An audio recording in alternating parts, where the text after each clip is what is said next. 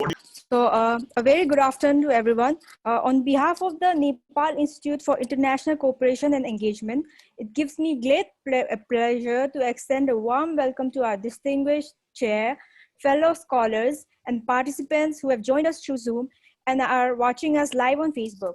We are thrilled to have you join us today at International Young Scholars Summit 2020.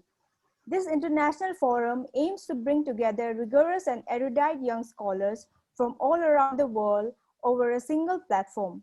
The aim is to create an academic space to encourage young scholars and academicians from the field of international relations, political science, diplomacy, public policy, administration, and related subfields. The conference will be held for 3 days consecutively through 30 different sessions with 2 parallel sessions. There is white and green rooms running simultaneously throughout the conference. The conference will feature 275 scholars from 25 different countries who will be delivering their presentations and sharing their understandings with us. The session is streaming live on our Facebook, so please feel free to share it on your social media handle with the hashtag IYSS2020. This is the 4th session of the conference. To chair and moderate this session, it's a real pleasure to have Mrs. Azrin Afrin here with us. Azrin Afrin is a lecturer in University of Dhaka, Bangladesh. She has a Bachelor of Arts in History from University of Dhaka and Masters of Arts in History from University of Dhaka. She also did a certificate course on Genocide Studies. She worked as a lecturer at Department of Social Relations in East West University from 2016 till 2017. She also worked as a lecturer at Department of History in Jawaharlal University. Her research areas are genocide studies, women and gender history, colonial history of Indian subcontinent. So without any further ado, let me now request Ms. Azrin Afrin to chair the session. Thank you. Thank you guys for this nice interaction, and welcome all the participants and distinguished speaker here.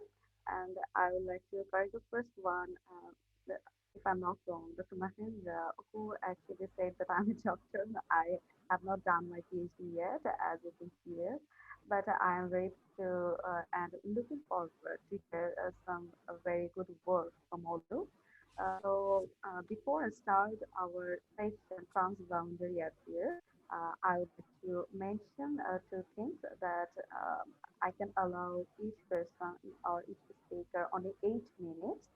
So please in mind that, and I will know you about the time in the chat box, or if is it more convenient, I can raise my hand, and after that we'll have our question and answer session. And if anybody with hearing us or access from Facebook or via any kind of social media like YouTube, then you can ask. I think they cannot ask question. So those who are participating here can ask us question through chat box. So we can start our session with Dr. Mahendra Prakash, who is working as a principal at Government Degree College, Pachmohani, Siddharthnagar, and the title of his paper is India-Nepal Border Issue and Shifting Priorities. Now, Mr. Prakash, if you'd like to start your presentation, the floor is yours. Okay, thank you very much, Chair, and I welcome and greet all, and this is my first program to NIICE Nepal, and I think thanks to Dr. Pramod and his team working with NIICE, and thanks to everyone, those who joined today for the session 4. And I would like to present my slide, since this topic is very much contemporary and dispute still continues, and it can be resolved through dialogue only. But so there may be many questions and there may be many doubts. So I will introduce myself first. I am Dr. Mahendra Prakash, a PhD from Jawaharlal Nehru University in 2009. And I have joined GNU in 2000, as MA in International Politics. Then I have completed my MPhil and PhD on Japanese Studies. I have got my PhD on Japanese politics, and presently I am working district of Uttar Pradesh in India as a principal. You can say I am the senior selection grade assistant professor here in UP. So uh, I have written many articles, many publications, but this is the opportunity that I have got from Dr. Pramod and his team to speak something. So I have prepared a slide on India-Nepal border issue. So I think let me begin it, and I request Pakhi Gauba, please run my slide. Sure, sir. I'll just do it for you. Just a sec. Yeah. Yes, yes, it is. Yeah, it is. Yeah. So when I will say, please turn to next, then you can turn it. And okay, okay. So yes, I think hope everybody is joined now, and they can see the title is India-Nepal border issue and shifting priorities. I have written shifting priorities, and because that the India and Nepal are the most, I think, very much close to each other on the border side, on cultural side, social side, every part of that we are doing the business with Nepal. Nepal is doing business with, we can move freely. Even my own blood relative are my Mausi, you can say my mother's sister is married in Nepal in Kapilvastu area, Kapilvastu district. So I usually go there, and I find people are very good. And but this border dispute is the different thing for those who are residing near Nepal and those Nepali people residing near India. That is for them this issue is different, but those residing in Delhi and in Kathmandu, this issue is different for them because it is totally political issue, and it is totally you can say that everybody in international politics is free to work and free to plan, free to uh, create strategy to indulge in political policy and policy making thing. So this is different for everyone, border issue. But since we are academicians, so we have to look this matter not very much about our own country, but we have to see it as a national, international issue. So I will begin with my title that I have already, if you think everybody is looking at it. So Paki, please turn to second page. Yeah, because everybody, I think they can see and they can read. So since 1950, we have cordial relation, we have friendly relation. India-Nepal friendship treaty is there, and India-Nepal can jointly, they have worked lot of things, that electricity, that dam project, and riverside project, everything is there. But the problem is that the issue that has recently emerged is the Kalapani and Lipu Lake area is different, but there is some certain area also in Bihar, that is a Susta area, that is also due to the ecological riverside problem and river flow, and you can say the river course that is shifting and gradually shift of that Gandaki river that is called Narayani in Nepal. That is also that 500-acre area and 20-kilometer area is also disputed, along with this 17-kilometer area from Kalapani to Limpia Dhara. So there is the issue is the main that border which the India is claiming and Nepal is claiming. That is different historically, that we were very close, and but in 1816 the Treaty of Sugoli, that is in Bihar, Sugoli area is in Bihar, when the India was under control of East India Company by Britishers. So that treaty says that the border that is located in the Kalapani side and border that is located Susta side, that is everything was clear at that time, but due course to Gandaki river, this area is Susta area is already disputed, and that need to be solved through dialogue. And that Kalapani Lipu Lake area is disputed. That is the different thing. That was the Nepal politician, you can say the Nepal claims that we did not see that area. And the earlier it was decided that this area is through the Mahakali river, the flow. But this certainly a different point of thing. So we have to look this issue from the India side and from Nepali side. So this is totally a political diplomatic issue that can be resolved.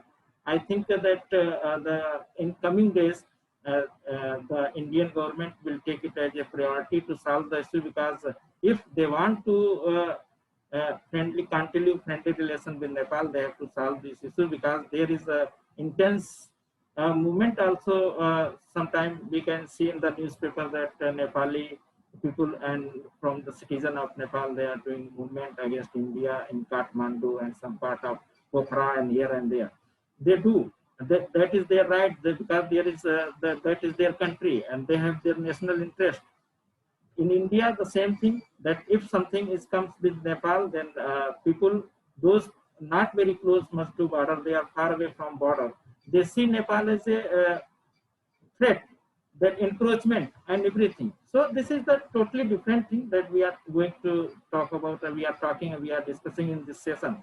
So we can say that the India and Nepal has very good relation. Very nothing is to do with some border kind of thing that is emerged recently. But there is certain national interest that can be seen through the national interest diplomatic purpose only. But should be not created that the problem that in future that may arise at the Nepal border side, that is UP border, Bihar border, and Uttarakhand 80-kilometer area that is disputed, because we have our defense minister inaugurated that the road to go to that goes to Mansarovar Kailash Yatra.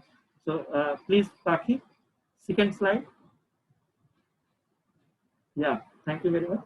So due to political interest of major left, here I have written major left because presently that the government in Nepal is ruled by left parties. So that the priorities has shifted from India to the China side. I have no hesitation to say it, because I think we believe that this Nepal-India relation, or you can say India-Nepal relation, was because we cannot go to in the matter of very much diplomatic that is going on. The Chinese influence on Nepali that has begun with the one belt, one road initiative that earlier was one world, one road, and that is there. But this since 2017, when the Nepal joined Chinese Belt and Road Initiative, then the priorities have been shifted from the India side to Chinese side, and India is to getting the problem that if Nepal is going to involve too much with China, then we have to face many problems. The same 1950 friendship treaty, that India and China had the same friendship treaty in 1960, and there was certain incident that occurred in 1960, after 1960, 1970. That was the Mustang incident. I think many Nepali friend and Dr. Pramod and others, they know it. So the blockade, the blockade issue was also emerged in 2015. That blockade was from India side. Then the Communist Party leader, the Sharma Oli, present Prime Minister, he also said that India is doing something against us. So these things to be taken into the consideration from Nepali point of view. But there is certain thing that Nepal has to see, and we have to discuss it. That there are certain problems that is existing, and that should be solved immediately, because if time goes and goes, then the problem is continues, and that the same problem is intensified in the different manner. And this intense problem will create the certain issue that cannot be seen as back as 1950 time or the present situation, because recently India has sent 700, I think, million ton to the sugar to Nepal. Recently, the train from the New Delhi, Uttarakhand, and from Bihar that reached to Nepal. So nothing is there. Everything is normal. But the priorities that has been shifted that need to be discussed and to be resolved immediately. Otherwise, the time that if time is going very fast after Corona period, we have to discuss, we have to dialogue it, and we have to resolve it. So the India-Nepal will again will continue to as a still it is friendly, but it will be clear friendly relation in the future. So the next slide, Paki, please. Yes. So I have written national interest. So national interest is that I have discussed in my the earlier I have said 2-3 minutes before that national interest is different thing, but we have to see beyond national interest, because India and Nepal is very close. The different thing that uh, Gorkha rivals they acted the different thing, and during the Anglo-Nepal War in I think 1873, Bikram Sambat of Nepal, if I am correct, then that is 1816 from Nepal, India year. So everything is different, and from that the relation that developed after 1950 should be taken into the consideration and should be discussed, and the issue must be not be taken the continuing point of view, because strategy and diplomacy is different thing, but the relation and close border relation is different thing. So we have to see in the point of view. India knows that if we will deny, we will discard Nepal, and we will deny the true friendship, then India has to face problem, because terrorism, the cross-border illegal activities that India will start facing. And that China is really entering from to India side, want to enter from Nepal, but I hope that this issue will not will take longer, and even that China, India, and Nepal have to sit and discuss this matter on the purpose of security issue, not as a business, not as a some road initiative, not as a sea port initiative. So this should be resolved. And the next slide, please. Yeah, the border tension that I have discussed earlier, that border is Lipu Lake, and the border is this Susta area. Everything is that I have discussed. So you can see in the slide, because the India released news in November 2019. The map shows that the Kalapani area in our side, and then again the Nepal, they deferred it, and they said that this is not true, and since we have to look back the Sugauli Treaty of 1815 and 16. So this the India was with the East India Company. So whatever the Britishers have done, we have to see it, because the time has changed. We are now modern. We have the different relation. Everybody is getting themselves stronger in military sense, and in business sense, in commerce sense, economic sense. So Nepal should be, as a buffer state, should not be seen as the means. Nepal could not be used either from China or India. So Nepal had to make a clear stand on this kind of smaller issues. Though the national interest side, this issue is very much important, because 1 kilometer area, if it is coming to India side, and 1 kilometer area it is going to Nepal side, that is different thing. Because the nobody want to, from my point of view, I do not want to any area that Nepal can be taken. Nepal can take it, and that the Nepali area that the Nepal citizen, they will not see that India can encroach the Nepali some kind of some hectare of land. So this is the different things. So next slide, please. That is the image that I have put.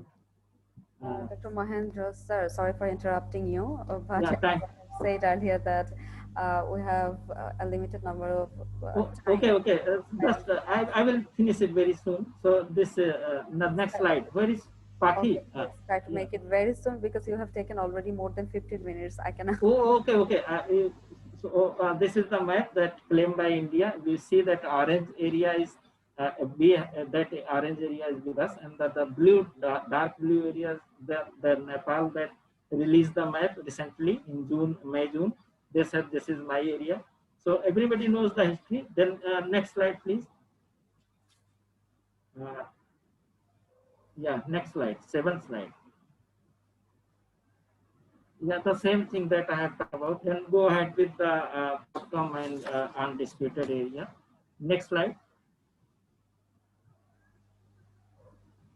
Yeah, there was a joint technical level India-Nepal boundary committee. The submitted report in 2007 said that this 90%, 98% of India-Nepal border that the demarcation is complete, but 2% is not complete due to the Litu Lake and this Susta area. So that should be taken into consideration and finish it very soon. India-Nepal have to do it quickly. Then there is the border disagreement with the next slide that I have already discussed all the thing in the my opinion, but this can be readable and everybody can take it. So thank you very much, and I am very sorry that while speaking I couldn't see the time, and I'm very apology and sorry for it. So I'm very sorry, Azrin Chair. So thank you very much. I hope that whatever I want to say, everybody got it. And if any question, then I will welcome it and respond it. Thank you very much. Okay, thank you, Dr. Mahendra Prakash, sir. And I want to remember everyone that we have only 1 hour. Your voice is sorry, 1 hour and a half an hour, if I'm not wrong. And so we have to make it quick so that we can discuss over all this paper. Otherwise, there will be not any point to actually present our paper. Anybody cannot raise any question. Wow, So yeah. thank you, sir, for your nice presentation. Yeah. And sorry for the timing. I'm very sorry. I will also ask. I also have some question, and I will get it back at the end of the session. Okay. So I am getting back to our next presenter, who is Sumitra Karki, who is working as a research associate, Nepal Institute for International Cooperation Engagement. And the title of her paper is Cross-Border Ties Between Nepal and India. So Sumitra, the floor is yours, and try to make it on time. Thank you, Chair. Am I audible? Yes, you are absolutely audible. Okay. Okay, my slide has been also already shared. Start. My presentation is based on all sort of border activities which reflect cross-border commuting, cross-border trade, cross-border labor markets, cross-border crimes, and others. An open border system that has existed from so many years has become the most distinguished features of India-Nepal relations. This kind of unique model is found nowhere, as it has own speciality. Next figure, I want to show a figure. Next. Okay, I would like to explain the complexity of India-Nepal open border, which lies between the two countries. First figure shows here the border checkpost of Sunauli border, where people can find immigration offices and security checkposts for both the sides. But in second and third picture, there is no border line which part is belonging to Nepal, and from where Indian land starts, it's next to impossible to differentiate here. And Nepal-India border points and old pillars for boundary settling are also disappearing, and people are illegally settling villages on no-man lands. There are 306 entry-exit points, and the number of checkposts meant for carrying out bilateral trade is 22. Besides this, both Nepal and India have many commonalities in several terms, like people in both countries shares many common languages, including inter-Ali Nepali, Hindi, Maithili, Bhojpuri, Awadhi, Sanskrit, etc. Next slide, please. Unrestricted moment. I think you missed second slide. Unrestricted moments. Okay. Both the countries enjoys multiple advantages of unrestricted movements like cross-border trade, army requirements, employment of refugees, matrimonial ties, etc. First, I would like to explain a little bit on cross-border trade. Cross-border trade, and I must say easy trade, has created an opportunity for enhancing economic benefits for the residents of both frontiers.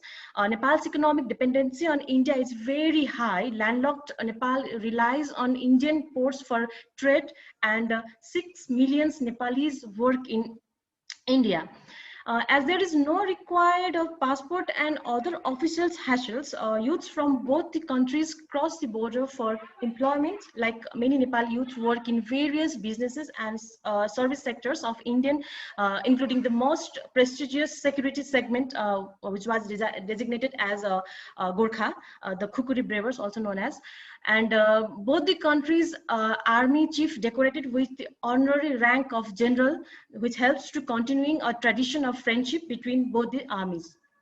Similarly, both the countries have matrimonial ties from immemorial times, and the slogan of Roti Beti Sambandh is renowned to all. If we talk about the getting medical services, India is the easy and the cheapest destination for many Nepalese to get fine medical services. People around the border find it easy to travel India rather than Kathmandu's hospital or other medical institution lies in Nepal, because of the travel distance and the lack of good ambulances services and roads, obviously. Because of the transport facility, and as per the BVIN framework, traveling in personal vehicles is possible between India and Nepal. Next. Now I quickly move into issue and challenges. Though the open border has contributed significantly towards a shared feeling of belongingness, as India and Nepal shares many commonalities, but there is numerous issues and challenges as well, which are blurred national identity, boundary issues, misuse of open border, cross-border terrorism, trans-border crime, and etc. The open border has given rise to a blurred national identity and has further complicated the issue of citizenship. From time to time, Nepal has imposed various restrictions on citizenship. In the process of distinguishing migrants from genuine citizens, the people of Indian origin have suffered the most. Whereas the people of Hill are accepted as citizens matter of factly, the Tarai people have to go through a complex process to prove their citizenship.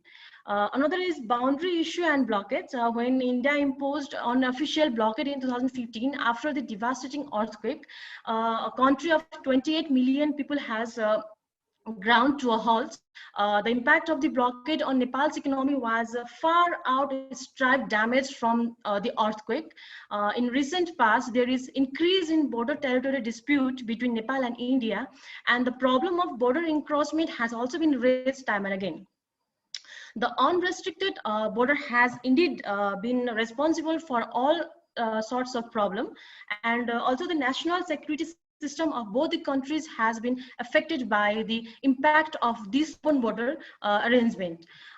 If we see the current effect of COVID-19 pandemic also, unrestricted mode crosses the border lead to rapid spread of the virus in places close to the border. As the whole length of the border except the checkpost is not patrolled by police or paramilitary or military forces of either country, illegal movement, trans-border crimes, cross-border terrorism is a common feature of both sides. And another serious challenge is illegal migration, which is very serious and could give major security threat to both the countries. Bangladeshi citizens used to cross Nepal-India border illegally in the disguise of Indian nationals, and such in the case from Pakistani, Afghani, Iranian citizens, likewise Bhutanese and Myanmarian citizens who are crossed the border illegally in the disguise of Nepali nationals. Human trafficking is another serious problem. The trafficking of girls from Nepal into India for forced prostitution is perhaps one of the busiest slave trafficking routes anywhere in the world. Thousands of Nepali women and girls trafficked in India each year for labor in circus, agriculture, and other manufacturing sectors. By the border route, people are also being trafficked for the third country. You can, next slide, please. You can, okay. I think, next slide. Issue and picture. Excuse me, Paki, can you hear me? Yes, ma'am, you're properly audible. Yes, can you move to the next slide? Yes, ma'am, I'll definitely contact the someone else is using the account. So I just give me a sec, please. Okay, you can.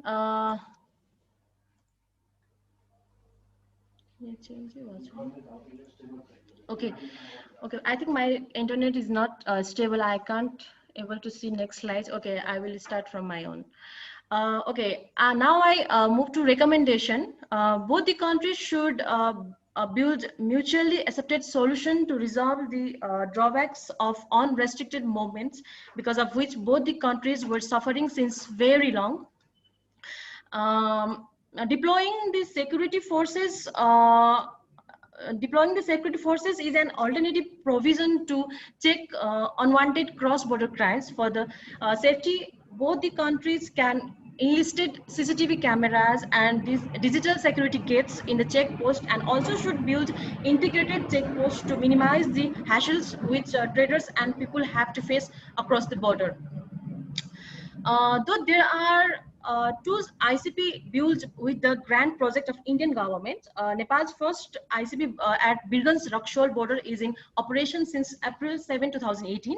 On 21 Jan 2020 at Biratnagar Jogbani, the second ICP along the Nepal-India border came into operation.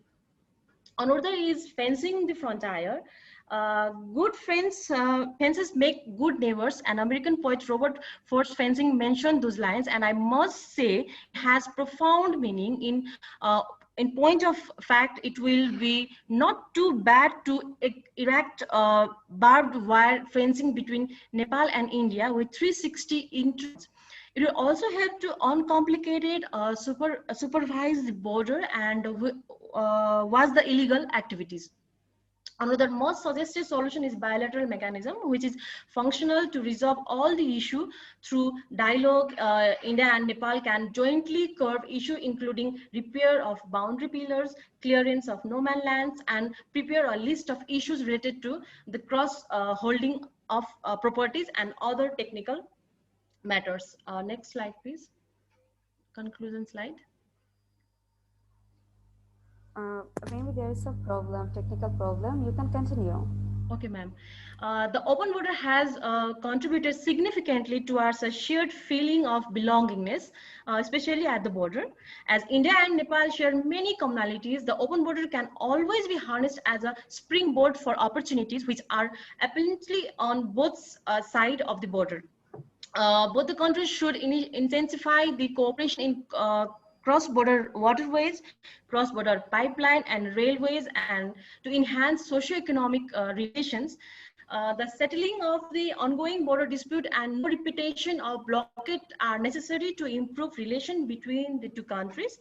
There is the need to engage in fruitful discussion as soon as possible to resolve such differences before it get to worse. Thank you. Thank you, Sumitra, for your very nice presentation. And it's a very challenging task to actually complete the entire presentation on time, and especially as you were covering a very vast area, the issues and all the challenges in the border areas, and including the recommendation. So thank you for doing this challenge so smoothly. And I would like to now present Colonel Bhasker Gupta sir. Bhasker sir is a senior executive Indian Armed Force and also a PhD candidate at GNU. And the title of his paper is Disaster Management and its Role in Cross-Border Cooperation. Sir, the floor is yours. Thank you, ma'am. Am I audible? Yes, sir, you are absolutely audible. Slide show on, Karki. Yes, I'm just showing it.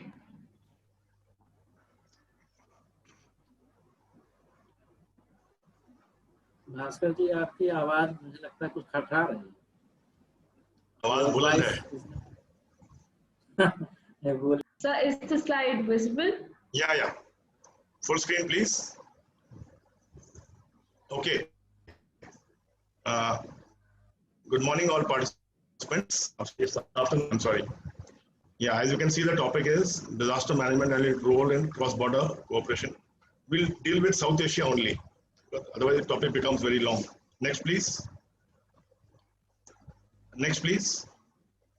Yeah, this is what I will be covering in the heads. Okay. Now everybody knows what's a disaster. There are so many definitions of disasters, but we'll use the most prominent one, which is the Center for Research on Epidemiology of Disasters, that is CRED.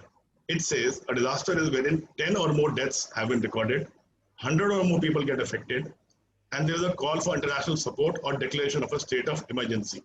That defines a disaster. And then there are so many other definitions by WHO, by so many other organizations. But it basically means when a damage happens of scale or disruption of human life and deterioration services, it requires warrants a response from outside the affected community. Let's share some facts about disasters.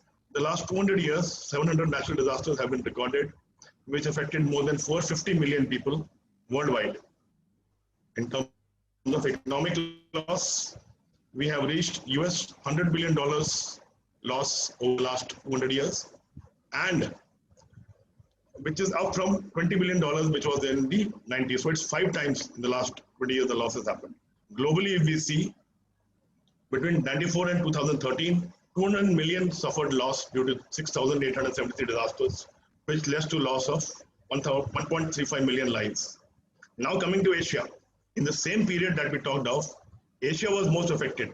It saw 2,778 disasters, affecting 3.8 billion and causing 8.5 lakh deaths. Within Asia, we can see the southern, the southeastern, and the eastern regions, which continue to bear the brunt of disasters. And as you can see the figure, 2,481 events, which amounts to 36% of all disasters witnessed worldwide in this period.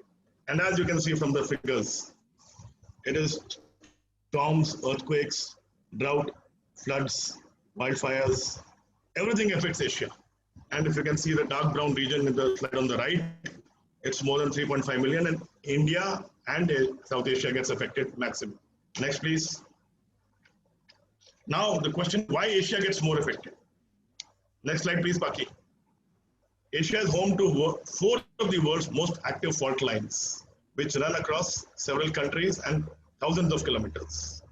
Hence, there is a high incidence of cross-border earthquakes, transboundary floods, tropical cyclones, erratic monsoons, volcanic eruptions, even drought. There are major riparian regions. Next, please. Previous slide, Parky. We've not yet come to this slide.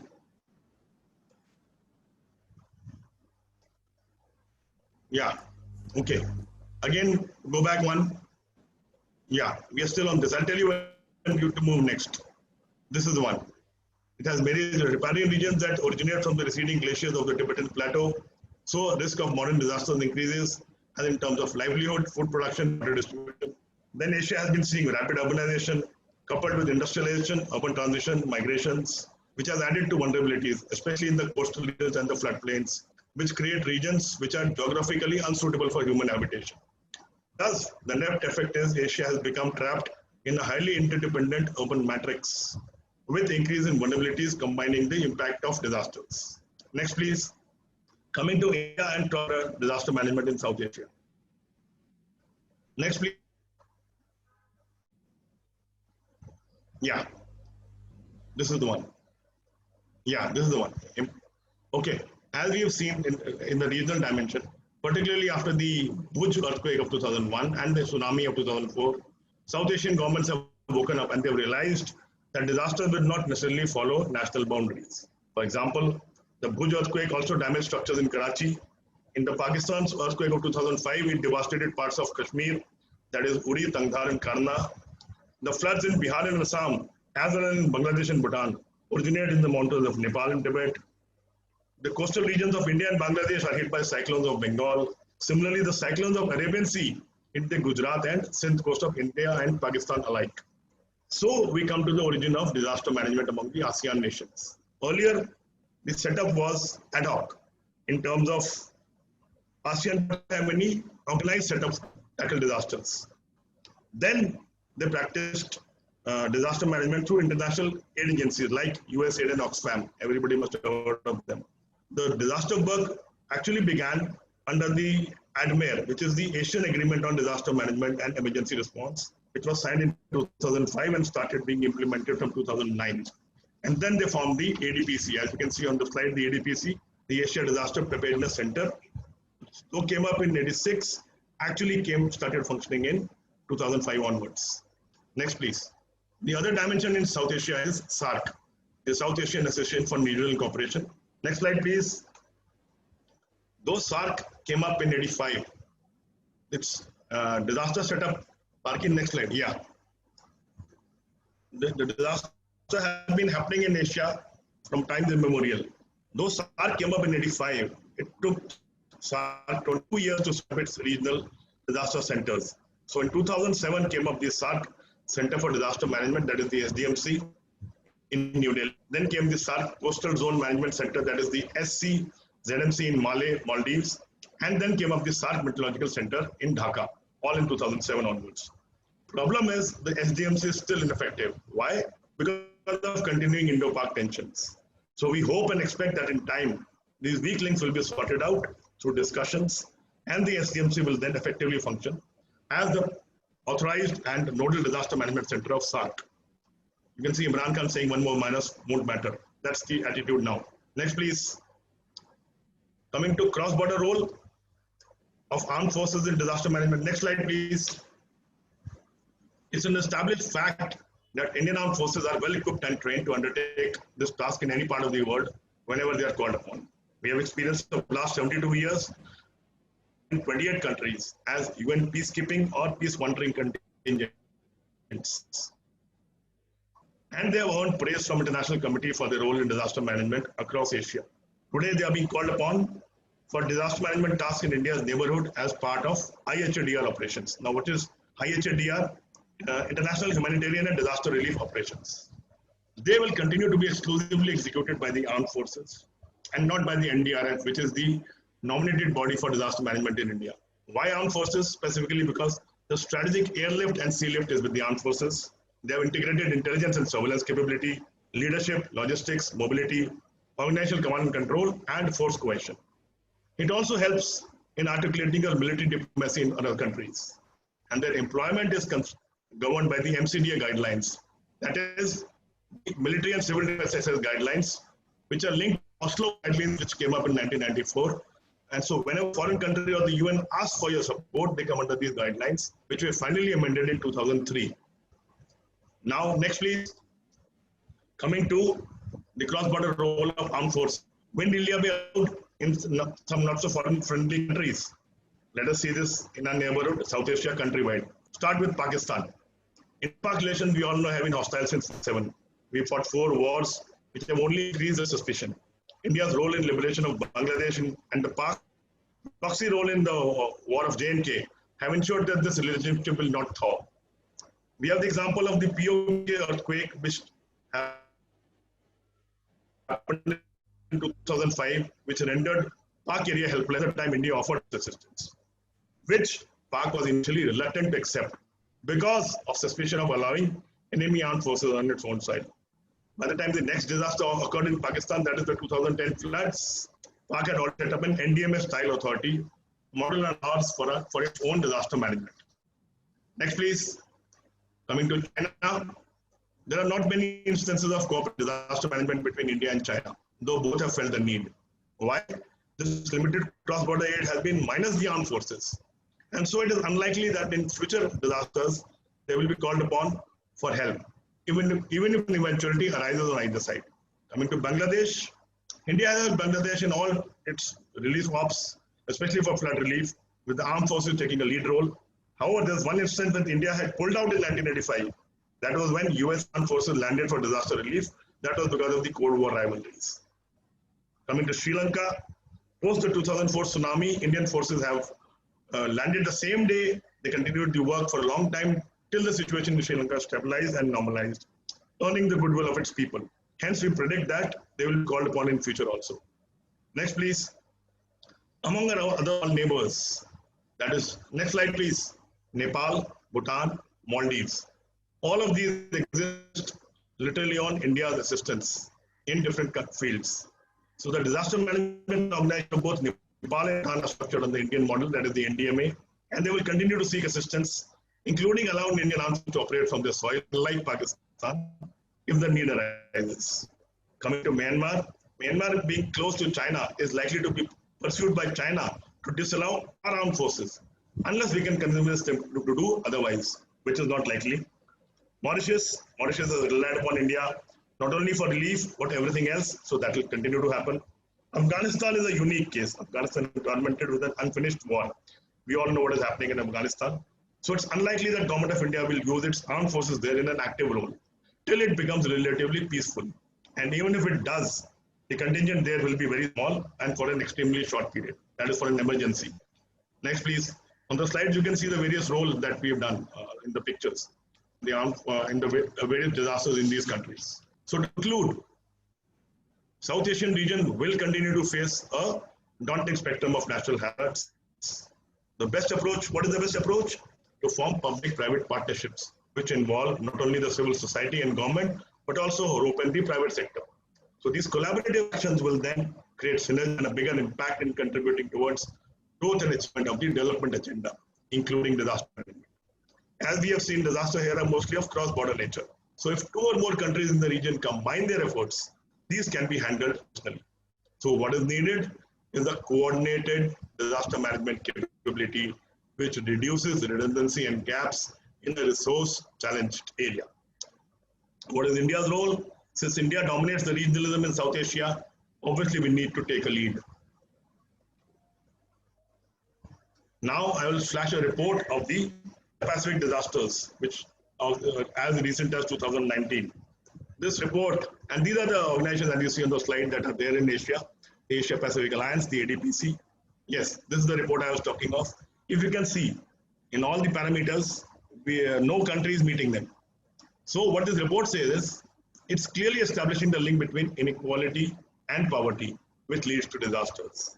So what South Asia needs to do is to maximize impacts of their investments. By how? By implementing a comprehensive portfolio of sectoral investments and policies that jointly address poverty, inequality, and disaster risk. Here we need to use emerging technologies like big data and digitization, which can be used to ensure the poorest and the most vulnerable groups included in this policy interventions. Ultimately, our countries will have to invest more in the measures appropriate, each as per their circumstance. In short, they need to work together more closely to unlock the potential of regional cooperation. I will end here. Thank you. And last slide, please.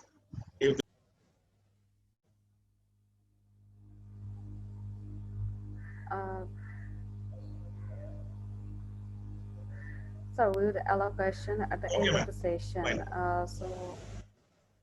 Thank you, Bhasker sir, for your nice presentation. And as we all know, South Asia is a very disaster-prone area, and especially if we look at India, Bangladesh, China, India, Bangladesh, and Nepal border. So it's not meant to be here, but the flood or the flash flood, if we say, it's actually interconnected with the border.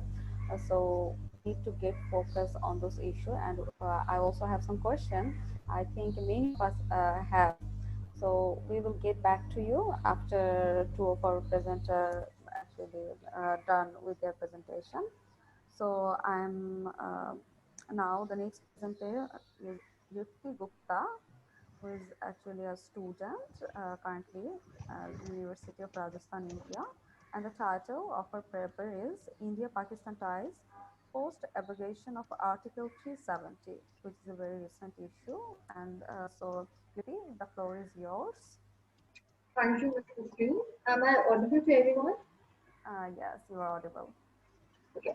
First of all, I would like to thank all the organizers for giving me this opportunity.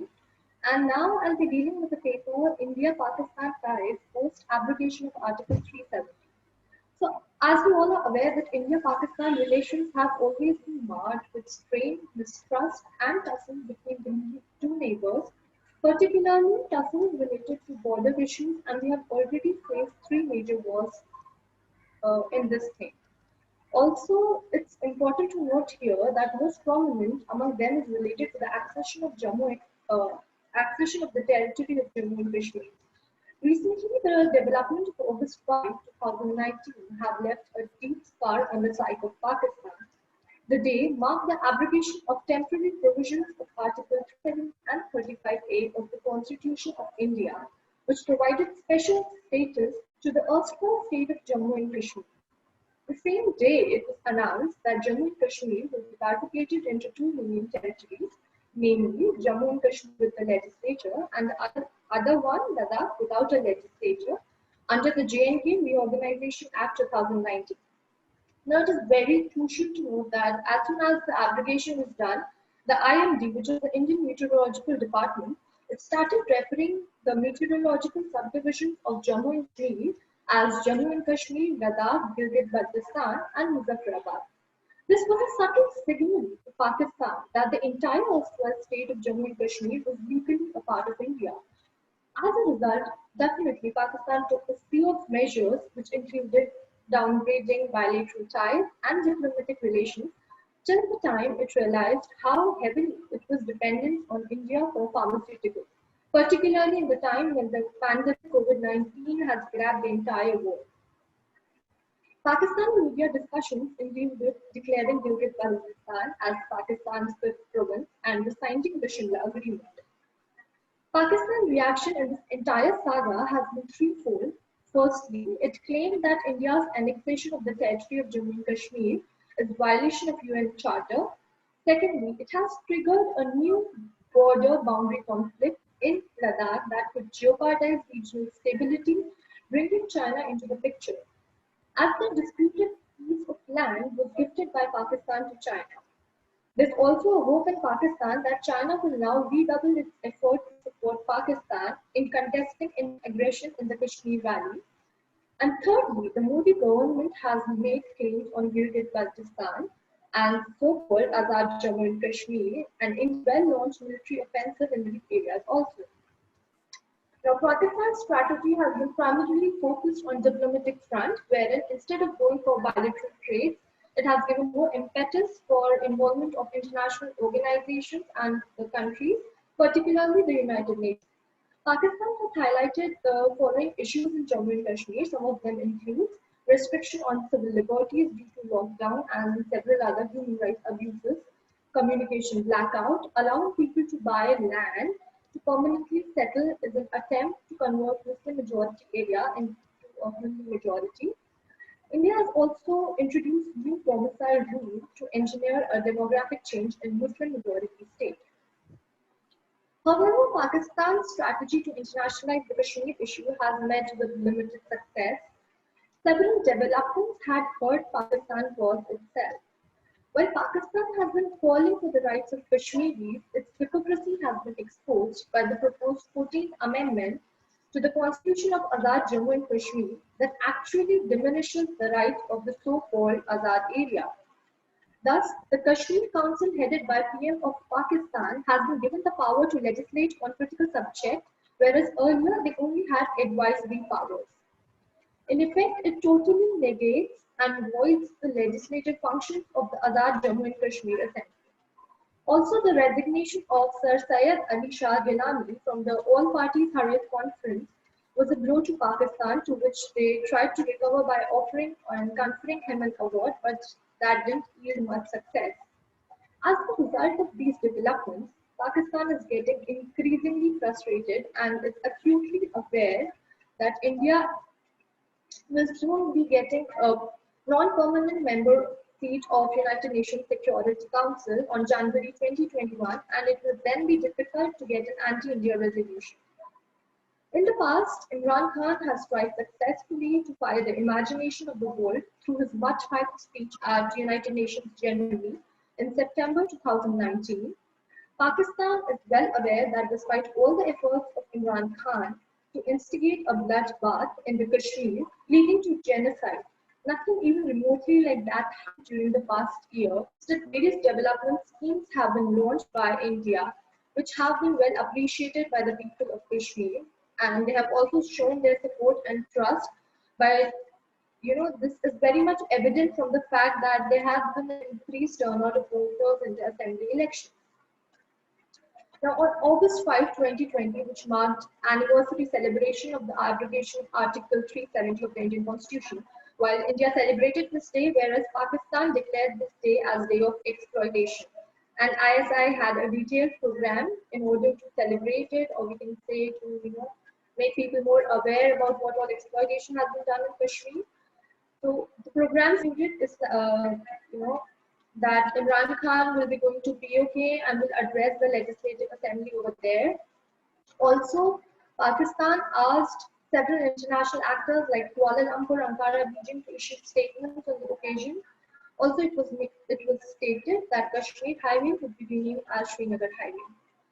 However, it is remarkable to note that amongst all, only China is one prominent country that has declared an official statement in the issue, wherein it highlighted that two nations must make sure that regional tensions are controlled, and as China at this point of time couldn't take risks to sour relations with India, where there's already domestic pressure on Xi Jinping and the Communist Party of China, and apart from domestic pressure, there is a pressure from USA as well. So now, winding up the topic, what I would like to suggest a way forward for Pakistan in particular, or rather for both the countries. So overall, Pakistan should actually reflect on what has happened in Kashmir and should not just realize, but also accept that it has little credibility in claiming to be the votary of Kashmir. It carries with it the baggage of its failed attempts to forcibly grab the Kashmir, starting with the invasion over the princely states of October 1947, Operation Gibraltar in 1965, and Kargil intrusion in 1999. The example of how East Pakistanis were butchered by the Pakistan Army in 1971 is still fresh. Since 1989 to 1990, it has been fueling terrorism in the state that has led to death of thousands of Kashmiri youth and has also sounded the death knell of Kashmiri composite culture known as Kashmiriyat. Present Kashmiri generation has seen and acknowledged the vision for prosperity provided by the Indian government in the era of post-Article 370, and I would like to conclude by a final statement stating that both the countries should accept what the reality is, and particularly Pakistan should keep in mind that instead of going and involving international actors, more basic and diplomatic strategy would be to involve into bilateral trades. As Pakistan, if we involve the trade ties between the two countries, it is Pakistan who is at the losing end and not the India. Thank you.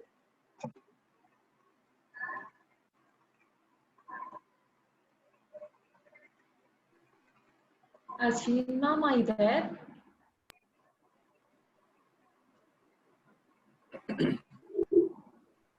Azrin ma'am?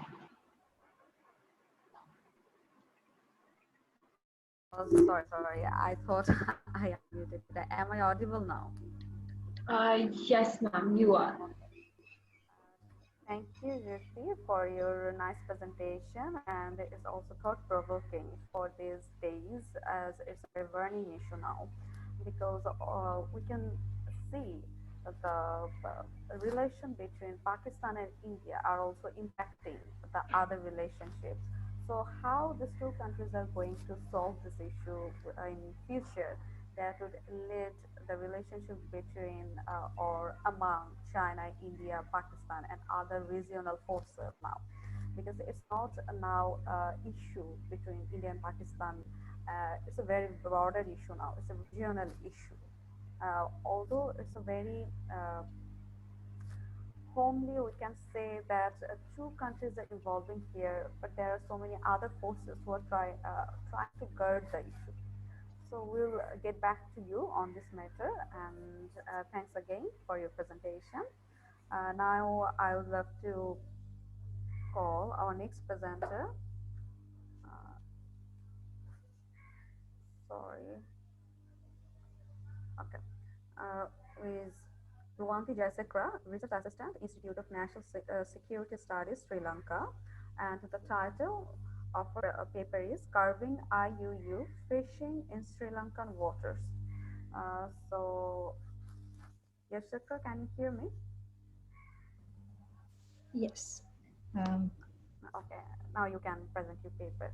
All right. So first of all, I would like to thank NIICE for giving me this opportunity. So like it was said, today I'll be mainly focusing on my topic, that is curbing IUU fishing, illegal, unreported and unregulated fishing in Sri Lankan waters.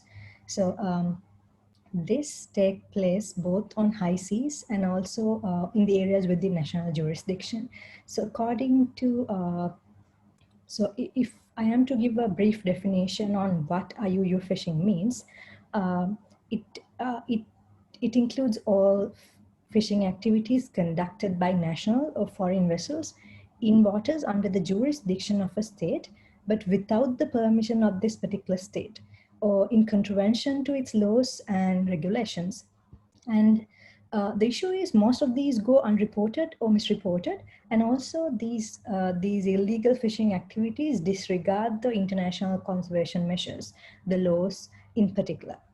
So since this area, the IUU fishing is a very broad area, I have narrowed it down to how, as in to look at how it impact and how it what happens in the Sri Lankan waters. So when I'm mentioning it as Sri Lankan waters, it includes the territorial sea, the contiguous zone, the exclusive economic zone, and all of the internal waters and the historic waters.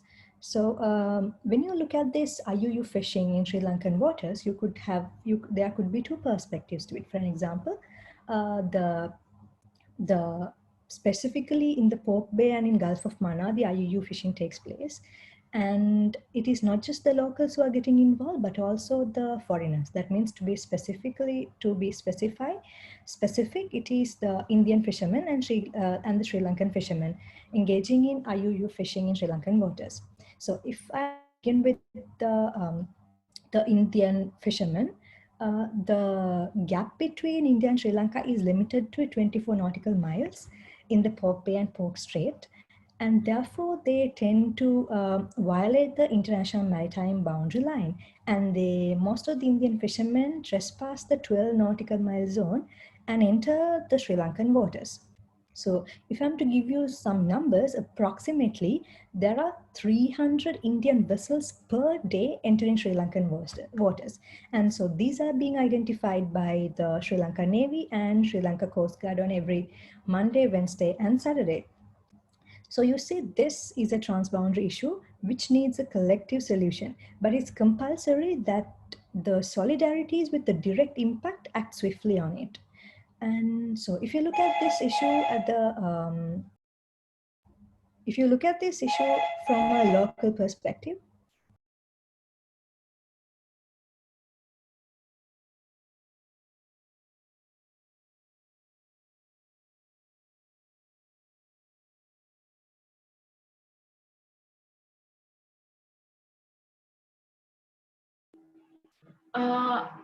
Ma'am, you're not audible.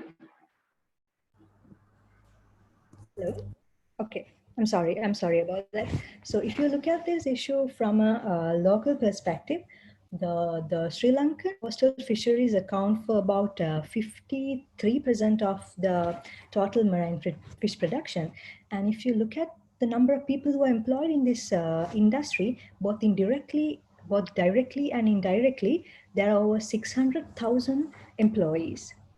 And the issue here is it's a very sensitive issue when you try to tap it into Sri Lankan context, because the fishery industry of Sri Lanka contributes to significantly to the nutrition, the employment, and food security, and it even goes beyond that because it goes to the foreign exchange earnings and also overall government revenue of the country. So this is not something simple, as it goes beyond lives and livelihood of the people. So the main reason for them to engage in IUU is the levels of poverty. So inability to afford sustainable methods and less incentives given by the government and less awareness among fishing communities. But at the end, the issue is the sustainability. Even though it begins as a human security issue, it spirals over to the other sections, to politics, to the economy of the country, the environmental sector, and to the overall national security of the country. So for the retention of sustainability as the ultimate outcome, the process of sustainability should begin at the root. So what are the issues? Well, this has been a historical dispute without a resolution for decades. So if I'm to give you some statistics from 2015 to 2020, there have been 7,067 locals being apprehended and 1,578 Indian fishermen being apprehended from 2015 to 2020, July 31st. And also, there have been 2,916 Indian fishermen who have been cited and chased away. So this goes on, the list goes on. So because this includes like not just the number of people that were apprehended, but the numbers of vessels, the use of unauthorized nets like the hand nets and the nylon nets, and the use of explosives. That includes like gelatinite and water gel that creates a very big damage on the environment. So the second issue is the environmental impact of this IUU fishing. Because of these explosives and the unauthorized nets and the other equipment that they use, these extensively damage the coral reefs, the marine habitats, which goes to the extinction of marine species, which further leads to the ocean governance, etc. Because you see, the earth receives the highest amounts of evaporation and energy, and once these are released back to the environment, these could develop into tornadoes and cyclones, and even more wind could lead to like sea spring, and the areas like the nearby areas become non-cultivable. So you see, this does not only have an impact on one particular industry of employment. It is not only the fishermen that get impacted because of this, but also various other types of employments, like the ones in agriculture. And also at the end, the IUU creates an impact leads towards natural disasters as well. And one more issue that is linked to IUU, even though is not visible, is like narcotics and human smuggling. Because you see, the sea routes play a dominant player for narcotics that enter the country. And in terms of Sri Lanka, the two main origins are India and Iran. And so you see, both foreigners and locals are being seized non-stop. Like these days, we are capturing so many people who are involved, even the officers.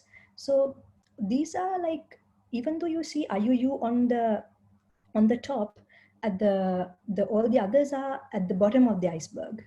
And one more issue which have mostly not been addressed when it comes to IUU fishing is these apprehended people, and also not just the apprehended people, but these seized vessels and the equipment that will be under the naval custody until the court orders will be given. So it could be months, years, and for all these, for the whole duration, it will be the Navy that has to bear the cost for the protection and for the maintenance, etc. So at the end, it could be even if no use, because sometimes these might decay, and after the court orders, we might have to dump or destroy, etc.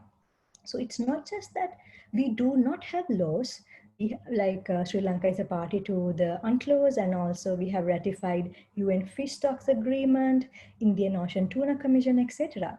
But what is interesting is Sri Lanka has no agreements or arrangements with any other state, and therefore no foreign vessel is allowed to fish in Sri Lankan waters. So what could be the recommendations? I would like to just propose 4 recommendations. And number 1 is we have a lot of people engaging in IUU, like trying to curtail and curb the impact of IUU, that is the Navy, the Coast Guard, the Sri Lanka Task Force, Special Task Force, and Sri Lanka Fisheries, etc. But the issue is they are operating at individual levels. So it is better if we could have a centralized platform as a task force where all these institutes and organizations could share their data and gathering and then tools and technology, where it will make them easy, it'll be easy for them to react on these issues. And number 2 would be strengthening and monitoring via intelligence. So we currently do possess a system, but it could be helpful if the other countries from international level could share their intelligence as well. And at the government level, if there are issues with the budgetary systems, we could get the support from the private sector schemes, because currently it's mostly the government sector that is involved. So if we get the support from the private sector, we could have more satellite monitoring, etc. And the third one is diplomacy. There have been a lot of basically annual joint working groups between Sri Lanka and India as far as these 2 countries are concerned. But the issue is the recommendations are provided, but the issues are when it comes to implementation. So we need strict local regulations. For example, it's known that it's a known fact that there'll be like the India is issuing blacklist for the Indian fishermen, but things are there, but we do not know if these really exist, and if it does, to what extent. So we have to look at the local regulations, and we could even have regional measures to address IUU in fish trade. But most importantly, we need to address the root cause. For an example, if you look at the local fishermen, we need to give more incentives to local fishermen where they could afford the technology and alternative methods rather than going for dynamite and bottom trawling, etc., which cost less. So the government, if the government cannot afford to do it, maybe the other stakeholders could get in together. And also one important thing that I realized is the Sri Lankan fishermen, when it comes to the Indo-Sri Lankan fishing, when it comes to Indian fishermen trespassing the 12 nautical mile zone, one issue is that the Sri Lankan fishermen do not go to, probably are not mostly going towards the 12 nautical mile zone that Sri Lankans could go and engage in fishing. So we had to motivate Sri Lankans to go and fish in our side of the 12 nautical mile zone as well. So these are the recommendations that I could provide. So even today, this has, like I told you at the very beginning, it was a historical dispute, but even today it remains out of control. Since there are 2 aspects to it, local and international, this is a very sensitive issue to be dealt with care. And I feel that it's better late than never. And I'm anticipating for the time that we could say that IUU fishing is a successfully controlled historical dispute. Thank you.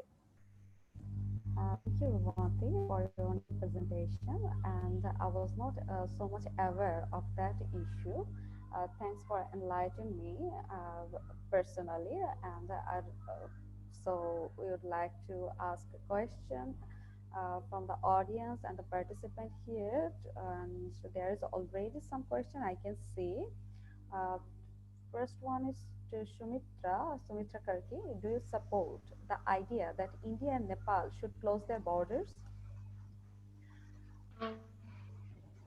I'm sorry to interrupt you, ma'am. Azrin, ma'am, I guess your voice is sounding a little low. I don't know if that's happening with others as well, but we can't hear her voice at all.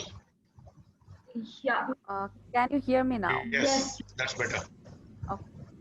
Okay, thank you. Sorry for this inconvenience. So I'm going to ask the question again, and you can also actually look at the chat box. Do you support the idea that India and Nepal should close their borders? The question is to Sumitra Karki. Okay, thank you.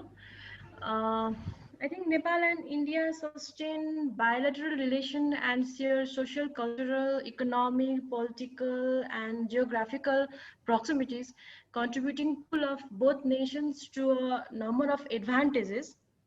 However, in recent times, the increasing misuse of the borders by terrorist, political activists, and antisocial, increasing misuse of the elements, etc., has led to the demand for the closure of the border from the Indian side. If I am not mistaken, closed border is not beneficial for both the countries, as the social and the political cost involved in such a border are immense. Therefore, both the countries should build middle path of a regulated open border and should be adopted as a policy. There is also Thank a you. relevant question from Pakhi, which is, do you think Okay. Nepal-India relation have changed after 2015? Um, as per my knowledge, before blockage, India's response from the top political level to Nepal's tragedy, which was devastating earthquake, got high praise among Nepalese media and intelligentsia too. Indian PM Modi's announcement of all support to Nepal was not only taken as strategic, but it was a sincere support demonstrated by an emerging South Asian power to its immediate neighbors. And Nepal-India relations came under several strain following the economic blockade. The blockade was an economic and humanitarian crisis, which severely affected Nepal and its economy, obviously. And that scores the anti-national feelings against Indian among the Nepali citizens. And I think misunderstanding, somehow real or imaginary, persists between the two countries. Therefore, the time has come for both Nepal and India to think seriously about the ways and means of reducing their differences. So that's much I want to say in this question. Thank you. Okay, thank you, Ms. Karki. And we can see there are some questions to Bhasker sir mostly. And Bhasker sir also asked one for Yukti, which actually I can see that she already given the answer in the chat box. So, Bhasker sir, can you see the question here, which is for you? Can you see the question, Bhasker Gupta sir? Basically, my question is, I mean, what you said is that border pillars are uprooted, people illegally settle, illegal migration, then there needs to be a law, punish them, put them behind bars, including their leaders. That will make them respect borders. What do you say? Because you can't disrespect a border pillar. You just can't take up a border pillar and say no. That is basically we are aided and abetted by the local leaders and politicians. The solution I'm saying is put them behind us. Yes, Sumitra ji, you understood my question?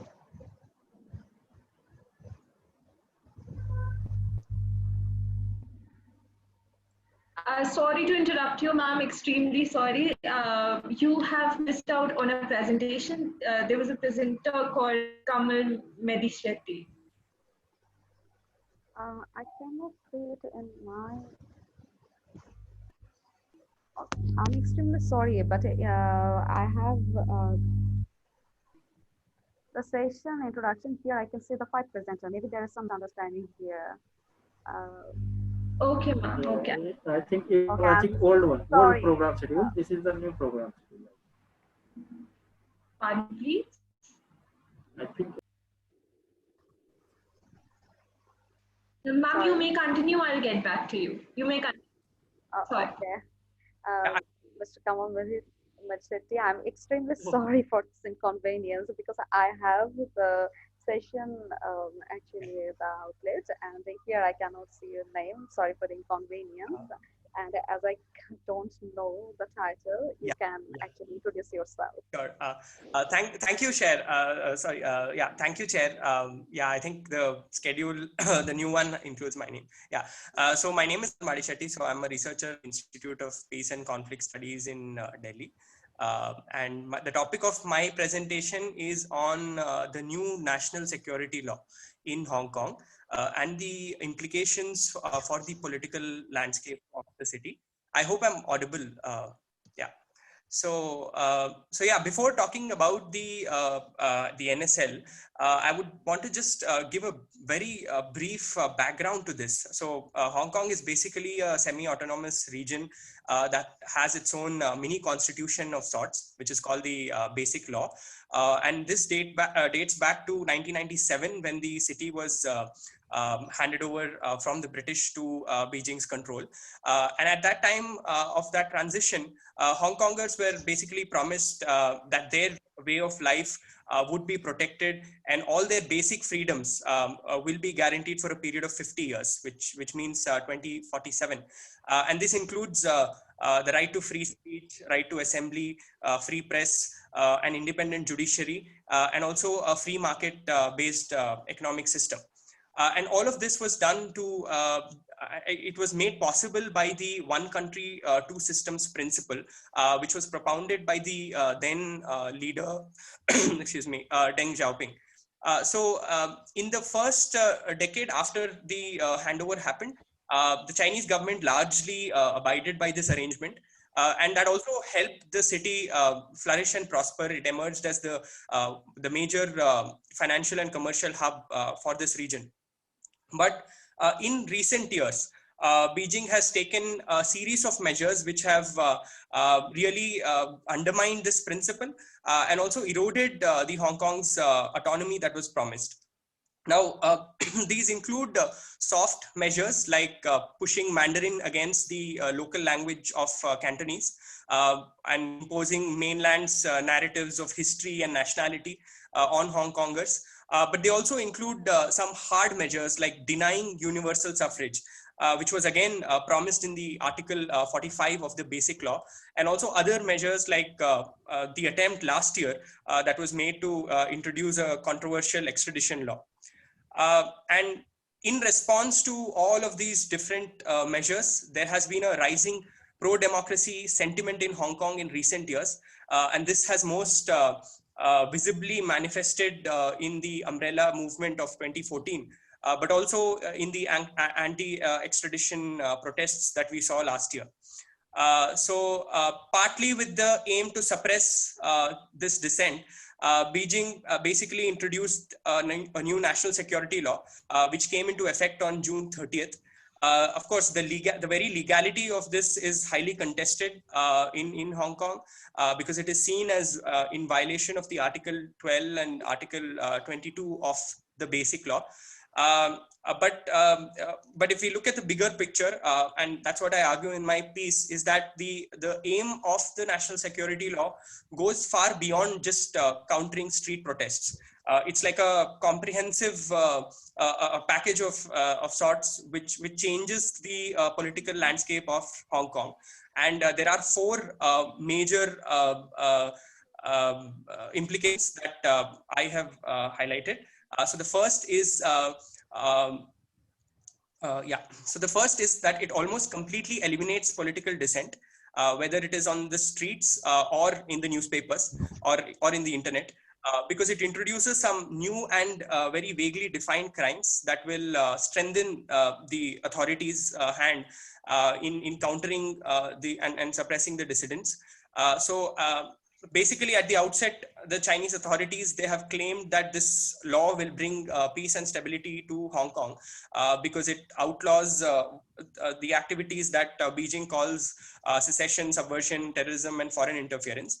But if we see in practice, it is essentially a crackdown against any kind of dissent. And it is targeted, and this dissent may be targeted towards the Hong Kong administration inside the city, which is seen as pro-Beijing, or the Chinese Communist Party in general. And we've seen this in the past couple of months. On the very first day that it was implemented, we saw more than 300 people being arrested. And the arrests have continued since, activists, politicians, journalists, and in ways that have never seen before. For example, when it comes to street demonstrations, for example, not only were some previously used slogans, pro-democracy slogans criminalized, but also even blank sheets of paper that people held up in protest were also called unlawful, and they were arrested as well. So the second big implication is that the national security law in Hong Kong, it legitimizes the mainland kind of authoritarian practices, especially judicial and law enforcement practices in Hong Kong. For example, because of the law now, this has paved the way for the mainland's intelligence agencies to formally establish themselves inside Hong Kong. Now, these agencies have always been there in Hong Kong, operating secretly, but we have seen several extrajudicial actions against dissidents. Most famously, in 2014, we saw the case of the missing booksellers. But under the new law, things like enforced disappearances, closed door trials, wiretapping, as well as potential extraditions are all very likely to be increased, and against people who are perceived as political or criminal targets. So in effect, basically, it is eroding the independence of the Hong Kong's judiciary, which is, as I said, a promise made under the one country, two systems principle, because Beijing can now override, because of the law, any interpretation of national security that the courts in Hong Kong might come up with. And this is particularly going to be applicable to cases where that involve the possibility of extradition, or where the nature of how the person should be tried is being decided. So basically, it exposes Hong Kong residents to unfair trials and the denial of human rights, which is practiced the way it is practiced in the mainland. Now, the third major impact is on the education and media landscape. These organizations, they are facing severe pressure because of the NSL. We have seen books that are perceived as pro-democracy, that are perceived as having pro-democracy ideas being removed from libraries. For example, books by people like Joshua Wong have been ordered to be removed from libraries. And at the same time, schools have been instructed to ensure that students, they receive a particular kind of education. And on the media side, if we see, there have been arrests of high-profile media personalities like Jimmy Lai, which was all over in the news. There have also visa restrictions that have been put in place against foreign journalists. And all of this is basically being done to intimidate media houses into self-censorship. In fact, the national security law also mandates that the media has to spread what they call awareness about the need to abide by this law. So I think going forward, the media particularly will face issues covering or critiquing state policy, be it in Hong Kong or of the mainland. And also it is going to have difficulties in reporting on the financial holdings of important CCP members, because a lot of political elite of Beijing have their money parked in Hong Kong, and how the media sort of tackles that is going to be very challenging. And also the media is also going to face a very big challenge in terms of responding to requests for information from the authorities, because issues like protecting their sources and their journalists, etc. So all of these are going to be very major challenges for the fourth and the final implication is how the national security law is undermining the existing institution of the Legislative Council in the city. Like I said, I mean, in the last 2 months, there have been hundreds of arrests, and these arrests not only include street protesters, but also some of the leading political activists, including those who intend to run for a seat in the city's Legislative Council, which is basically semi-democratic legislature. The elections also themselves have been postponed. They were supposed to be held on 6th September. But Carrie Lam, she announced that they have been postponed by a complete 1 year. She cited COVID-19 pandemic, but the move has been very questionable because of the duration of the extension. And also it has been criticized by the Hong Kong's Bar Association as being unlawful. But the big picture being that it is being brought in mainly for the authorities to bide more time so that they can further sort of suppress the pro-democracy sentiment, as well as the political landscape also in various ways will be transformed in the next 1 year. So to kind of conclude, I think in the coming months, the crack incidents is likely to intensify, and this will result in and force many more Hong Kongers to flee the city to escape this kind of persecution, especially those who are have been dissenting against the authorities. And the thing to note, I think, is that despite all the widespread international criticism, as well as increasing pressure from the US, which in the form of some specific sanctions on officials in the Hong Kong administration, as well as some economic challenges, there is no sign of any moderation in Beijing's intentions or ambitions inside Hong Kong. So I think overall it is a severe setback to the idea of democracy across the world, and it only sort of adds further skepticism and anxiety about what China's rise will mean to the world. Thank you.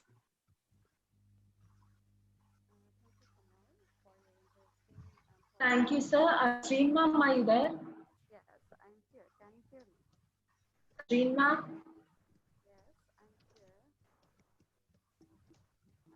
Yes, I'm here. Ma'am, you're not properly audible. You would have to adjust. You are not audible, ma'am. Okay, let me see it. Can you hear me now? Yes. Okay.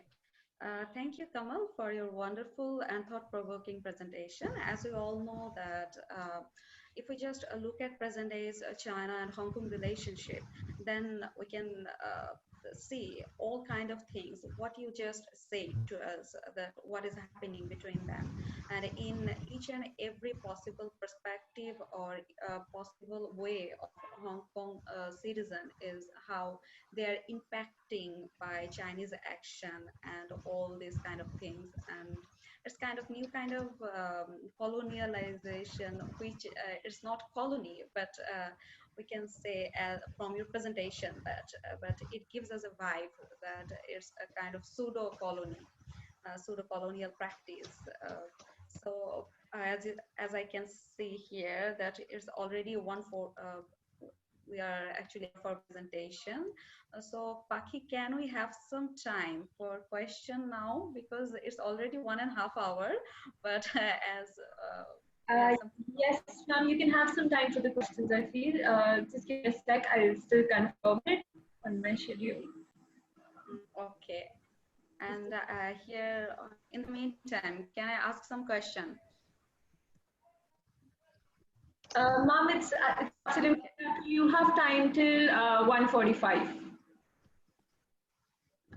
Yes, I can. So I have in here. I can see it's 1:45. So how much time I have here? You have approximately half an hour with you. Okay, then it's a very convenient way to discuss. I can see Mahendra sir actually asked a question to Ruwanthi, which is what could be done more with UNCLOS as you paint in your presentation? Thank you. And we also thank you. Thank you for the wonderful question. So like I said, the laws are there, but the issue is when it comes to implementation. So UNCLOS, so could it be the fish stock agreement, be it the tuna agreement, whatever it is, the issue has been with the local authorities not being able to come up with the proper legal mechanisms. That is one of the biggest issues that we have right now, because most of the people like the Navy, the Coast Guard, the Sri Lanka, the Special Task Force, all of them are involved in capturing and seizing and apprehending the people, the vessels, the equipment, and that's it. So the legal, why we need laws are to make sure that the legal mechanisms are taken care of. So once these people once these cases are handed over to the international law, or could it be the local law, what happens is they are either asked to do a fine of 100,000, starting from 100,000, and it goes upwards, or they are imprisoned for several months, unless a court order is given. So the issue is, if you consider it from the local fisherman perspective, most of the time they are asked for a fine of 100 to 200,000. So the issue is, they could easily get away with it. They would give fine because they could use the other, like the gelatinite and the water gel and the dynamite, use these illegal methods of fishing again, and they could do poaching, bottom trawling, and then earn the amount within weeks. And so it actually does not adapt to as a proper, like a solid fine per se. Even if it comes to the imprisonment, especially when it comes to the imprisonment of Indian fishermen, what happens here is they are, until the court order is given, they are in prison. And then, like I said, the diplomacy is the main issue. So sometimes, since India and Sri Lanka, we are good neighbors, we have to make sure that our relation continues. So sometimes we are given orders from the government, sometimes due to diplomatic reasons, we are asked to release the fishermen. So at the end of the day, somehow what matters is these fishermen are being released.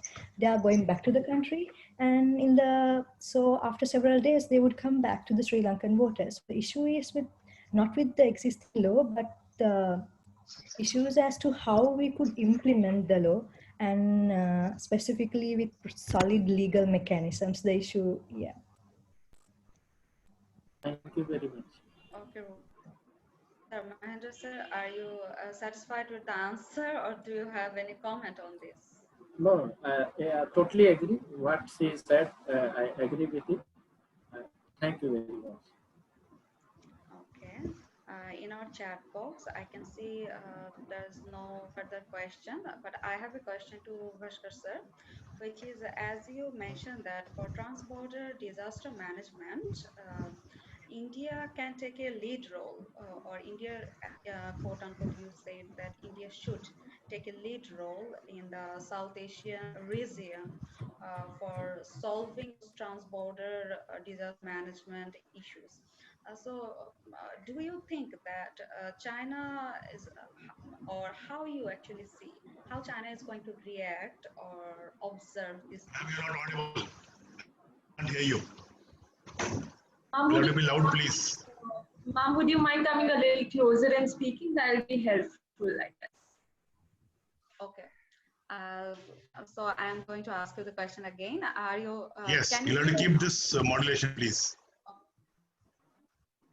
Okay. The thing is, as you have said that for trans-border disaster management issue, or should actually established, as you have already mentioned, so many organizations are working on it, but someone or one country should come up as a leader, and you actually suggested India to lead that issue. So how you are going to describe the stand of China on that issue? Okay, how China would I got react it. on that issue if India Ma'am, see, actually we all have to agree that there's an elephant in the room. China will not agree to India, India will not agree to China. But my suggestion is in the context of South Asia, where China doesn't come. China is a leader in Southeast Asia, Central Asia, Western Asia. But definitely South Asia, India can take a lead. And India has not been able to take SAARC in the SDMC, which we formed way back in 1985 and formulated in 2007 because of Pakistan's resistance. Either you make Pakistan agree, or you make a grouping without Pakistan, which is what RIC and the other groupings are happening today. So since Pakistan will not let India lead, it is perforce we have to tip. And in Southeast Asia, in the context of Southeast Asia, it is whichever country responds first. That is what happened in the Nepal quake. If you remember, India landed there first under Operation Victory. Within 4 hours, our first team was there in Nepal. But China did not like India being there, and finally, a lot of media hype was created that India is trying to gain a foothold here. and ultimately we have to exit. So China will not allow India. It is like the battle of supremacy of Asia, where there are two powers vying for that one throne. China wants to be the supreme leader of Asia, and it feels threatened from India. China will not allow India to function in a trans-border role as a leader, I agree. So we take up the leadership in South Asia. That's what my recommendation is. Definitely China will not allow in any other forum. Does that answer your question, whosoever asked? I'm not sure whosoever asked. Yes, but I have a following question, actually relating to a comment, which is, as you mentioned, that China is not linked to South Asian matter, is more linked to Southeast Asian matter and Central Asia. But as you can see that in recent times, China is more involving in South Asian matter, like in every country, like with Pakistan, with India, with Nepal, with Bhutan, or even with Bangladesh. Do you think we can just actually carve China out from South Asia and we can? No, ma'am. The short answer, we cannot, because again, same question of elephant in the room or monkey on your head. China cannot be curbed, and that is precisely what China is doing by wooing India's neighbors away from us. Classic example is Nepal. Classic example is Bangladesh. If everybody has heard of the term of string of pearls, what we need to do is contain China equally. If they build Gwadar, you build Chabahar. If they do something in South Pacific, or sorry, Indian Ocean, you do something in South China Sea. It has to be a quid pro quo. And a bully understands the language of bully. China is being a bully. It's being the hegemon in South Asia. We have to pay them back in the same coin. Indian government has already started doing by banning Chinese countries. But it will be a long drawn process. It will be a long drawn haul for India, and if India is ready to cope up with it, there will be an economic consequence, there will be a military consequence. We all know about it. So we have to bear with that. If we are ready to bear with that, then fine. Otherwise, we have to live with China interfering in South Asia. I finished. Okay, okay, sir. As I can see that there is no further question, but if, as we have time, so if anybody want to ask question to any of our presenter, we can take question by person now. Yeah, I have one question. Yes, sir. I have one question with Sumitra, Karki. Okay. Okay. Can she respond? Somebody asked me a question that China is a major role player in the dispute between India and Nepal recently. So I think she can respond to this question. Somebody asked question this to me.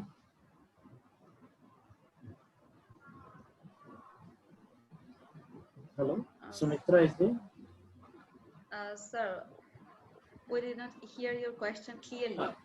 Okay. Somebody asked a question to me that China is interfering with Nepal. So our relation, India and Nepal relation, is getting worse due to border dispute and all. So I think the question asked to me, Sumitra can respond it. Sumitra, can you hear? Did you get the question? I think she is not here. Okay, thank you for the question. I think Nepal and India should seriously take the border dispute and should come with the good solution.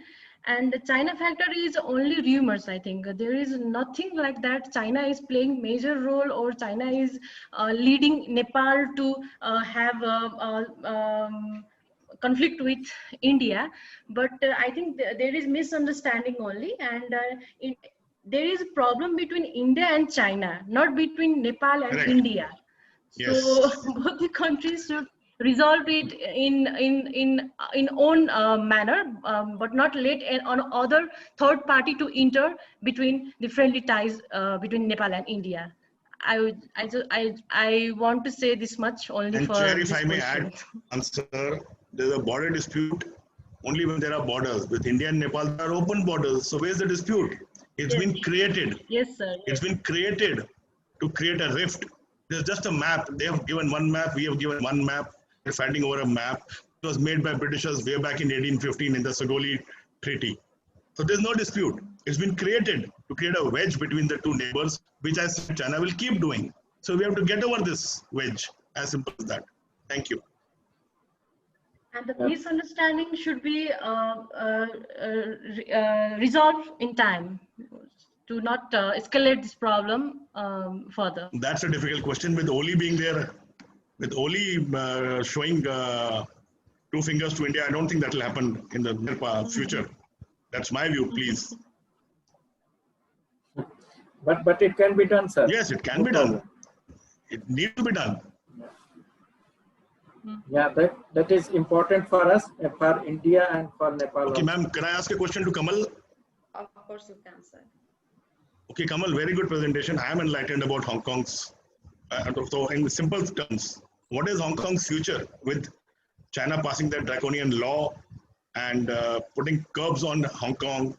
Hong Kong protests not being allowed. They will be imprisoned the moment they get out on protest. The chief executive is not listening to them. What is the future? And it will be bad for the trade of the world. Hong Kong is the second largest trade center in this part of Asia. You got my question? Yes, sir. Yes, sir. Thanks for the question, sir. So I think, I would like to answer that on 2 levels. One is, of course, the political level. And I think political level, and like I said in my presentation, there are multiple ways in which this is affecting the Hong Kong's political landscape. And basically, you will see more and more political activists, even experienced politicians, leaving the city. We've already seen people like Nathan Law, who has migrated to the West, and we will see more and more people. Some people were recently were stopped, intercepted when they're fleeing to Taiwan, etc. So I think that exodus will continue, especially of those who are politically active, because the kinds of provisions that it has. That it is, in fact, technically it is also applicable to non-Hong Kongers. It is applicable to you and me as well, technically.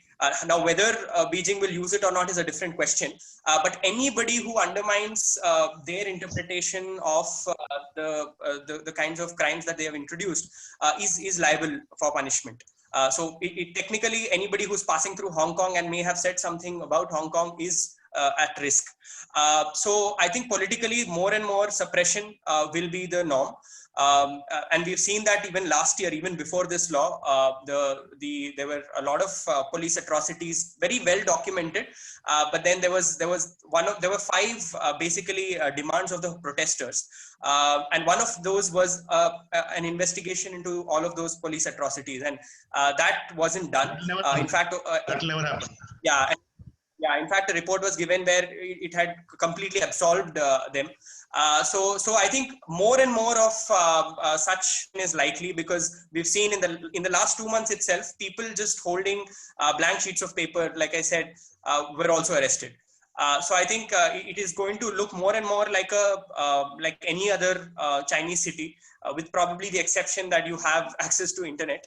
That's probably, and even there you have certain restrictions coming. Oh my God! Can't we take it to the UN? Can't Hong Kong take this matter to the UN? Sir, so a lot of countries have actually made some policy moves, like they have suspended their extradition treaties with Hong Kong, because the judicial kind of setup has changed. So it only makes sense to revise policies according to that. But I mean, there is no sense of, like, there is no sign of any moderation from Beijing regarding this, simply because, like you said, it is a very important economic center, and probably that will remain in some sense, but it will also be diminished in one sense. So globally, its stature is likely to be diminished, and it will be reduced to more of a completely a center where China uses to raise capital. That is something. It's a way of colonizing. Yeah, that is something. And that's the long-term aim of China, is to colonize Hong Kong. Yeah, because we see people who were born before 1997, they have some kind of advantages with respect to getting citizenship of, let's say, the UK or other places. But after 1997, the young generation, really, they are the ones who are going to be most affected. And yeah, so I think a lot of, persecution in a way, political persecution. So that will lead to a kind of an exodus especially of politically charged. UN has no role in this. UN cannot interfere here because of the laws. The UN cannot interfere in laws of Hong Kong. Sorry, asking for United Nations role in this matter. I mean, why can't some country get to the UN? Yes, sir. So I think the United Nations so far has, I mean, the issue has been raised, but nothing much has come out of that. In fact, even India has raised concern. I think this was in July when there was a meeting in the United Nations, and so far the push has only come from a select few countries. I think there has to be a wider international push towards this. Okay, got it. Thank you. Thanks, Kamal. Okay. Thank you, sir. So, do anyone have any further question? I cannot see further question. So maybe if there is no such question, we can end this session by giving my comment. Okay. Yes. Ma'am, you're not audible. Can you hear me now? Ma'am, better, but not up to the mark. It'd be much better if you come close. Still have a problem. Okay. So, do anyone have any further question? Okay, a quick rejoinder, if you allow, since we have time. Yukti, you answered my question that very well. That yes, Rajasthan may not be on the horizon now, but let me put a food for thought. POK is on a horizon. Government has raised the issue of POK being got back from Pakistan instead of they entering Kashmir. So let that be the agenda for the next government or for the next 10 years. If Pakistan prickles you, you prickle them in POK. And that will be again tit for tat or quid pro quo. What do you say? Actually, right now, what we are seeing is tit for tat. Since the surgical strike and the Uri, the Balakot, the Pathankot attacks, everything is what is going is for tit for tat. But, you know, being practical, as we know that India-Pakistan issue is no more a two-country issue or a bilateral issue which they can solve. It automatically includes the China and the American axis as well. So if we look, because no, but as per the Shimla Accord, sorry, as per the Shimla Accord, it's a bilateral issue. That's what the mistake of Pakistan is. They cannot take it on. Actually, you just went very fast. I couldn't get I said as per the Shimla Accord, any India and Pakistan is a bilateral issue. They have no right to take it either to the UN or to any third party. Exactly. But sir, the thing is that since the very beginning, it was stated that both the when the Kashmir issue was taken to UN, it was stated that both the countries should have to take back their troops in order to maintain peace and stability. Then we have to do. But neither Pakistan nor India has done solely on the basis of that okay, you have taken back your troops, so I'll be not taking back mine, and hence the entire thing is going on. They actually did not want to solve the issue only because this Pakistan occupied Kashmir or the Jammu and Kashmir is a very major acts as a very major vote bank politics issue for both the nations. And I personally that both the nations, though they want, okay, fine, the issue should be solved, but it acts as a highlight, as a ground for the politicians particularly, so they take the least effort to actually solve out the issue. Thank you, ma'am. Azrin, ma'am, I would like to request you to please take over now because it's time that we wrap up. There are no further questions as I can see in the chat box, and we have the speakers joining in for the next session. It would be great if you just wrap up quickly. Thank you. Thank you, Karki, for informing me. And thanks to all the presenters for presenting such thought-provoking and current issues here. Actually, it gives us so much food of thought, and also it actually raised so many questions. Now we can do some further research on those presentation. From the question and from the observation we get from each other. And in future, I would like to mention one thing for future research or for further research, as I'm not a very actually up onto those kind of research, bilateral relationship. I did not practice this, but as far I understand, no issue is bilateral in this the present scenario of our world. Nothing is bilateral. Everything is interconnected with one another, or in a very regional, or even in a very greater perspective. We should see things from greater perspective, not in a very narrow. We cannot narrow things now, because everything is interconnected to each other, and every nation is interconnected, whether it's a political issue, it's an economical issue, or a military issue.